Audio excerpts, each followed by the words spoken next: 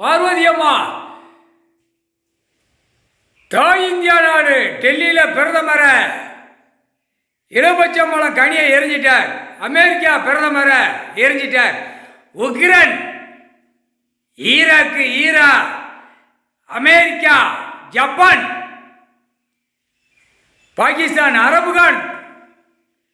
அரபுகான்ல இருக்கிற முதல் அவனுக்கு எரிஞ்சா அவன் எங்கெங்க முக்காடு தொப்பி தாடி இருக்கானோ பூரா புயலுக்கும் சுத்தமா எரிஞ்சிருவார்.